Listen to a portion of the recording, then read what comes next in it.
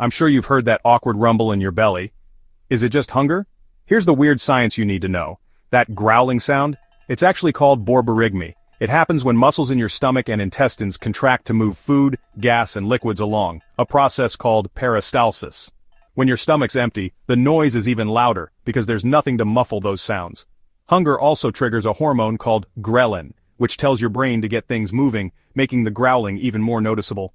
But it's not just about being hungry. Your stomach can rumble after eating, especially if you had gas-producing foods like beans or dairy. Don't worry, occasional growling is totally normal. But if it's constant, painful, or comes with other symptoms, it might be worth checking with a doctor. Subscribe.